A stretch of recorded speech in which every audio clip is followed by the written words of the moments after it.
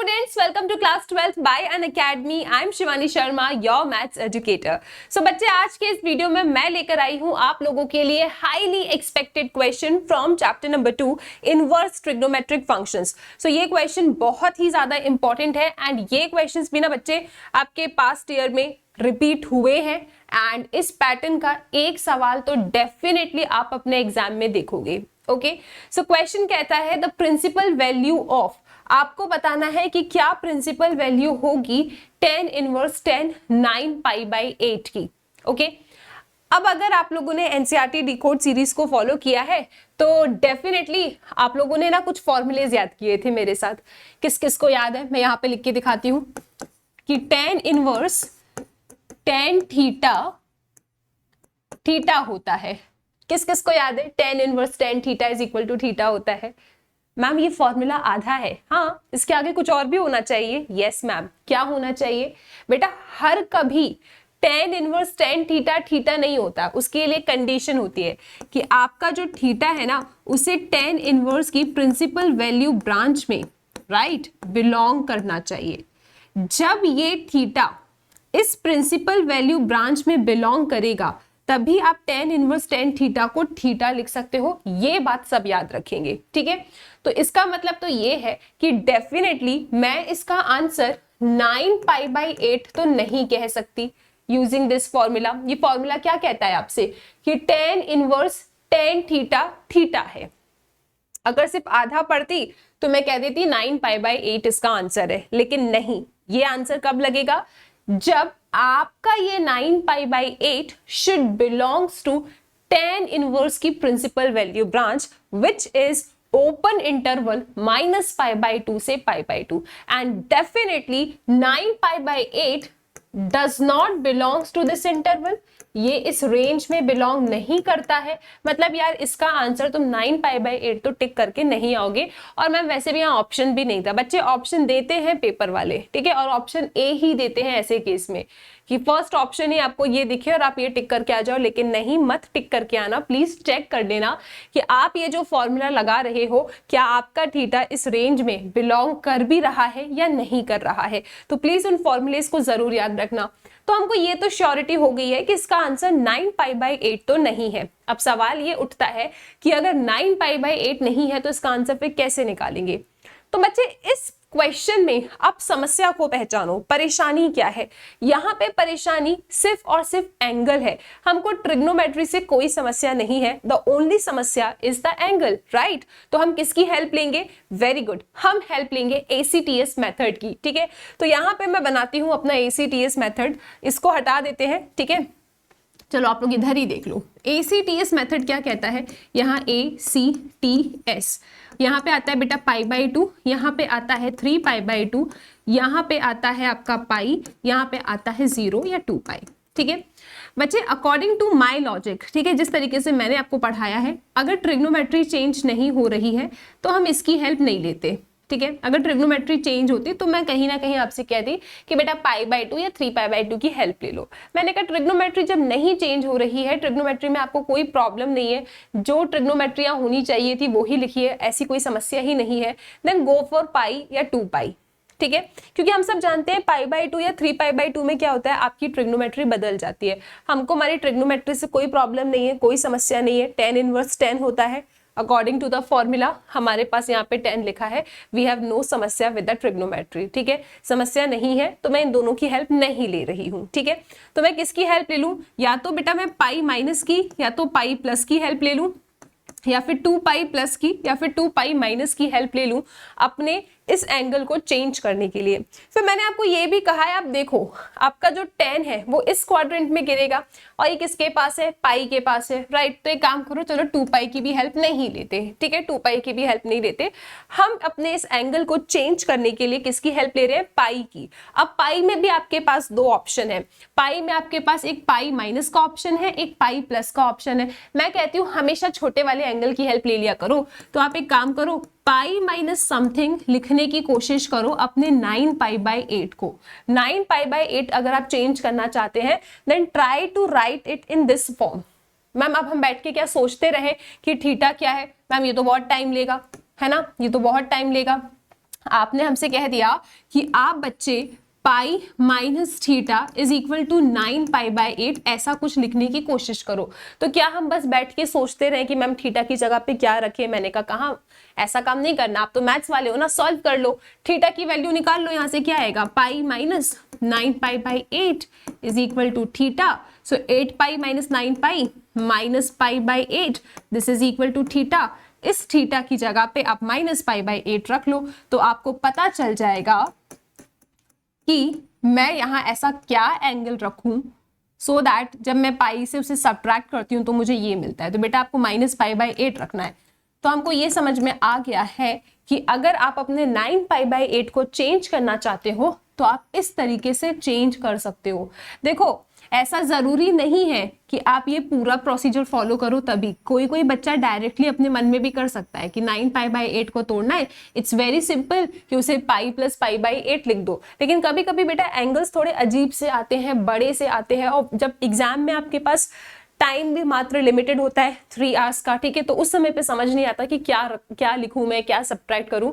तो उस टाइम के लिए मैंने आपको ये लॉजिक बता दिया है। इफ इन केस कभी एंगल तोड़ने में प्रॉब्लम जाए तो इस तरीके से आप पूरा प्रोसीजर फॉलो करोगे, आपको 2 मिनट में आंसर मिल जाएगा। ठीक है, चलो तो ये हमको पता चल गया। तो अब मैं इसे कैसे लिखूंगी? अब मैं इसको लिखूंगी दिस इज tan इनवर्स 9 पाई/8 को बच्चा मैं लिख रही हूँ पाई प्लस पाई/8। चेक कर लो सब, ठीक है, क्लियर है? तो ये क्या बनेगा? अब यहाँ पे देखो, अब यहाँ पे फिर ACTS की आप हेल्प लोगे, ठीक है। हम सब जानते हैं और नहीं जानते तो बिल्कुल जान जाएंगे कि tan पाई प्लस थीटा क्या होता है। हम सब जानते हैं, हमने ACTS पढ़ा है।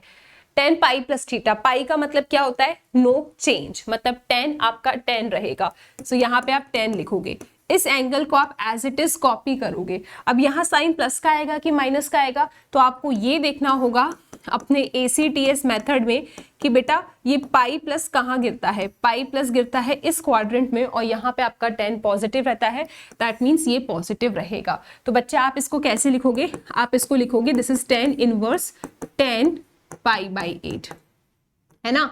tan पाई प्लस पाई/8 क्या होगा? tan पाई/8 होगा using this formula ACTS। tan pi plus theta tan theta, ठीक है। तो tan पाई प्लस पाई/8 क्या होगा? आपका tan पाई/8 होगा। अब यहाँ पे देखेंगे आप, डेफिनेटली आप इसमें ये वाला फॉर्मूला लगा सकते हैं कि tan inverse tan theta theta होता है। हम सब जानते हैं ये कब होता है? जब थीटा बिलोंग करता है ओपन इंटरवल -पाई/2 से पाई/2। आप यहाँ पे देखेंगे अब आपका जो ये एंगल आ रहा है pi, this is definitely belonging to this interval. ये इस इंटरवल में मतलब tan इनवर्स की प्रिंसिपल वैल्यू ब्रांच में बिलोंग करता है। तो डेफिनेटली अब इस पॉइंट पे आके आप ये फॉर्मूला लगा सकते हो, एंड यूजिंग दिस फॉर्मूला आप इसका आंसर बेटा पाई/8 कह सकते हो। That means option A is the correct answer, ठीक है। तो इस तरीके से आपको इन पैटर्न के क्वेश्चन से डील करना है, दिस इज वेरी इंपॉर्टेंट। चलो मैं आपकी मन की बात समझ रही हूं, आप चाहते हो कि मैम एक क्वेश्चन और कराओ इसके ऊपर, तो लो बेटा एक क्वेश्चन और आपके सामने है, ध्यान से इसे पढ़ो और इसको सॉल्व करने की कोशिश करो, ठीक है। तो यहाँ पे भी हम सब बहुत अच्छे से जानते हैं, ठीक है, हम सब क्या जानते हैं कि देखो इसमें भी इसको देख के हमें ये तो क्लियर है कि definitely we are going to apply this formula कि tan inverse tan theta theta होता है। लेकिन फिर मैं कहूंगी बच्चा हर कभी होता है क्या? आप बोलोगे no ma'am, this theta should belongs to open interval -pi से पाई/2। तो मैं एक बार चेक कर लेती हूँ, यहाँ पे tan इनवर्स है, tan इनवर्स है, tan है, tan है, सब कुछ अच्छा चल रहा था। लेकिन जैसे ही मैं इसके एंगल पे आती हूँ, this 2π/3 does not belongs to this interval, है ना, ये इस इंटरवल में यार बिलोंग नहीं करता। इसका मतलब क्या हो जाएगा यार? इसका आंसर 2π/3 तो नहीं होगा यूजिंग दिस फॉर्मूला, है ना, कि tan inverse tan theta theta होता है। इस फॉर्मूले को लगा के मैं इसका आंसर 2π/3 तो नहीं लिख सकती। क्यों? क्योंकि 2π/3 tan इनवर्स की प्रिंसिपल वैल्यू ब्रांच में बिलोंग नहीं करता। π/3 क्या होता है? 60 × 2 करोगे बेटा 120, इस इंटरवल में नहीं आएगा। ओके, क्लियर है। तो क्या करें?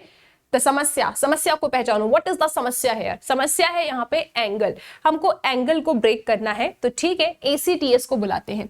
सो ACTS हमसे क्या कह के गया कि यहाँ आता है 0, this is π/2, this is pi, this is 3π/2, और इधर ही आता है बच्चा 2π, ठीक है, क्लियर है सबको? चलो एक बार इसको अच्छे से मैं आपको लिख के दिखाती हूँ। यहाँ पे क्या आता है 0 या 2 पाई।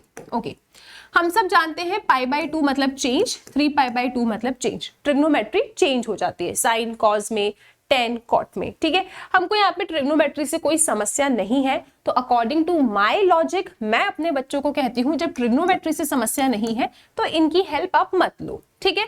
फिर बच्चे यहाँ आता है a, this is c, this is t, this is s। Okay, यहाँ पे pi minus pi plus 2 pi plus and this is 2 pi minus. अब मेरे पास दो ऑप्शन है मेरे इस एंगल को चेंज करने के लिए। इस एंगल को चेंज करने के लिए I have two options, either I can take help of pi और I can take help of 2 pi. लेकिन मैंने कहा अकॉर्डिंग टू माई लॉजिक एक काम करते हैं, 2 पाई की हेल्प नहीं लेते, ठीक है। मेरे पास जब एक छोटा वाला एंगल का ऑप्शन है, लेट्स गो फॉर दिस छोटा वाला एंगल, तो मैंने पाई की हेल्प ली। अगेन पाई में भी मेरे पास दो ऑप्शन है, या तो मैं पाई माइनस थीटा कर सकती हूँ या पाई प्लस थीटा। तो छोटा वाला एंगल क्या है, पाई माइनस। चलो छोटे वाले एंगल की हेल्प लेते हैं। तो मैं सोच रही हूँ कि pi minus something should give me 2 pi by 3। मैं अपने 2 पाई बाई 3 को इस तरीके से चेंज करना चाहती हूँ, लेकिन मुझे नहीं समझ में आ रहा कि मैं यहाँ पे थीटा क्या रखूं। मैंने कहा मैथ्स वाले हैं, बैठ के सोचेंगे नहीं, हाथ चलाएंगे और ये पता करेंगे कि थीटा क्या होना चाहिए। कुछ नहीं, इस इक्वेशन को जाके बस आप सॉल्व कर लो, आपको पता चल जाएगा what is going to be your theta. So this is 3 pi minus 2 pi. So 3 pi minus 2 pi क्या होगा बच्चा, this will be pi by 3। आपको थीटा मिल गया, यहाँ पे थीटा की जगह पे रख लो आप। देखो pi minus pi by 3 definitely 2 pi by 3 होगा। हाँ मैम बिल्कुल है, ठीक है बच्चा। तो अब हमको मजा आ गया, हमको पता चल गया कि हमें हमारे इस एंगल को कैसे तोड़ना है, ठीक है, हमें ये पता चल गया। तो अब हम क्या करेंगे, हम लिख देंगे यहाँ पे, हमने पता कर लिया। सो दिस इज tan इनवर्स, यहाँ पे लिखोगे आप tan। 2 पाई बाई 3 को हमने कैसे तोड़ा, पाई माइनस पाई बाई 3 में तोड़ा। Again making use of your ACTS, ठीक है, ACTS की फिर से हेल्प ले लो। हम जानते हैं कि पाई माइनस समथिंग इस क्वाड्रेंट में गिरता है, तो बच्चा अगर इस क्वाड्रेंट में गिरेगा तो tan पाई माइनस थीटा क्या होता है, माइनस tan थीटा होगा, क्योंकि पाई मतलब नो चेंज, तो tan रहेगा, थीटा एज इट इज। यहाँ पे नेगेटिव का साइन क्यों आया, क्योंकि पाई माइनस समथिंग गिरता है आपके इस वाले क्वाड्रेंट में और यहाँ पे साइन और उसका रेसिप्रोकल पॉजिटिव होता है। हमारे पास क्या है 10, तो इसको नेगेटिव होना पड़ेगा। तो सेम यही लॉजिक, क्योंकि यही फॉर्मूला कहता है, इस लॉजिक को यहाँ लगाएंगे तो बच्चा आपको 10 माइनस 10 पाई बाई 3 मिलेगा यूजिंग दिस लॉजिक देयर, ठीक है। अब भी कोई टेंशन की बात नहीं है, हम सब लोग जानते हैं कि what is tan minus theta. tan minus theta क्या होता है, माइनस tan थीटा होता है। ये हमने 10th क्लास में सीखा है कि tan minus theta is minus tan theta. तो ये माइनस tan थीटा है, इसको tan माइनस थीटा के फॉर्मेट में लिख सकती हूँ। तो यहां से आप देखेंगे ये क्या बन जाएगा, ये बन जाएगा tan इनवर्स, यहाँ पे लिखोगे आप tan, this is minus pi by 3। Check कर लो सब लोग जल्दी से, ऑल गुड राइट। अब डेफिनेटली आप यहाँ पे ये वाला फॉर्मूला लगा सकते हो कि tan inverse tan theta, theta होता है जब थीटा बिलोंग करता है open interval minus pi by 2 से pi by 2। This minus pi by 3 definitely इस इंटरवल में बिलोंग करता है। तो बच्चे यूजिंग द फॉर्मूला आप इसका आंसर क्या लिख देंगे, माइनस पाई बाई 3। तो इस तरीके से आपको बेटा इन क्वेश्चंस पे वर्क करना है। आई होप आपको ये क्वेश्चन क्लियर है। Is it clear?